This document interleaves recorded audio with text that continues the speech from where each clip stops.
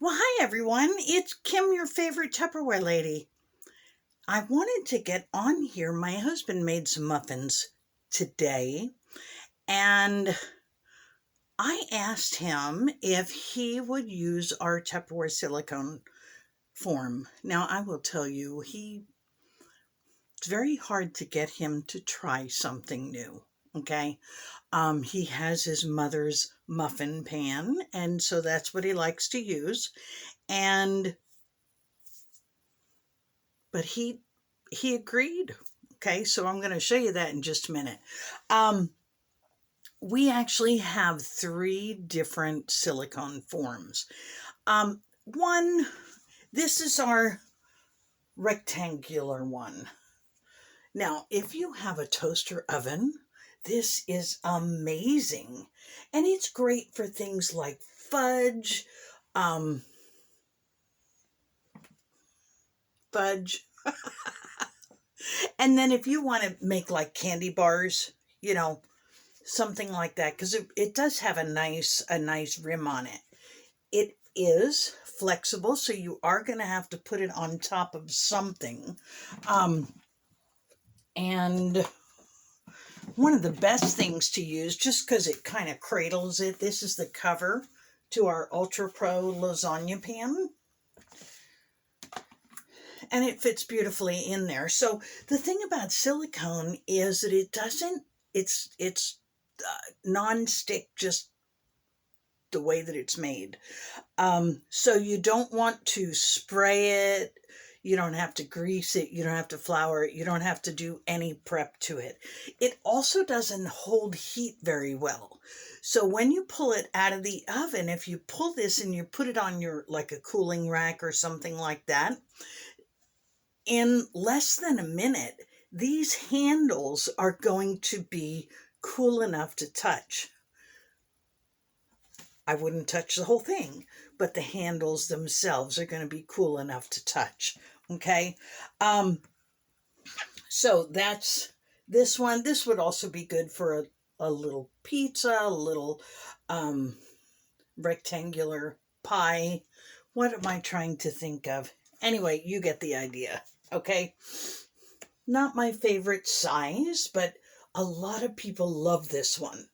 So I've learned it's not about Kim. Imagine that.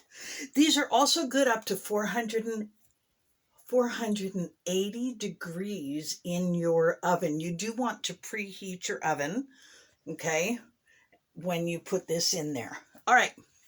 So another one that we have, this is the one that I like the most. This is our baking mat with rim, and it does have a little bit of a rim on here, but it's almost twice as big as this one. And it has these little, I don't know if you can see them. Can you see the circles on there? Okay, so if you're making macaroons or macarons or however you say that, those new cookie things, you know how to space them out and you'll be good. You can make your nachos on here and just peel them off. I love crispy, almost burnt cheese. Okay, so this just peels them off. My husband tends to do those with aluminum foil, and then with the with the cheese that's melted off and gone over on the sides, and you try to pull it and you get aluminum foil. Who wants to eat aluminum foil? Not me. So the baking mat is great. You do have to put this on a cookie sheet. All right. And you can, if you want, you can put it on a cookie sheet. You could even pull your oven rack out and pull it out, put it up on top of the counter, put this right on top of it, and then put it in there in the oven. That's too much work for me, but I know people who do it. Okay. So let me show you. Here's our muffin form. I could just turn the camera. All right, I don't want this to fall out of the tripod. All right, so here is our muffin form. It does make 6 muffins. Mitch looked at this and thought it was much bigger. It's not. It's the exact same size as his mother's muffin pan. So these are the ones that he cooked in the muffin pan. You know, you have to use the little paper. And when you take the paper off, of course, mine this morning, it all came off with the paper. This one did pretty well. All right. So I'm going to put that back in here. But what I want you to see is, well, let's take this out. All right. I have a couple of those in here. What I want you to see, he left these in here so that I could do this. You do want to let it cool for 10 minutes. And no greasing, nothing. You just pour your batter in there. Watch this. Look at that. And look at how clean that is. So this one has a little bit of berry on it. And let me tell you, he said they cooked better in this than they did in his mother's muffin pan. I was very excited to hear that, because for him to say that means that he really liked it. Okay. So you can take your muffins out of here. Look at that. You could even make little baby omelets in here. Just scramble up some eggs, put in whatever you want, pour it in here. You can cook it in the microwave. You could cook it in the oven, and then it's just going to peel away.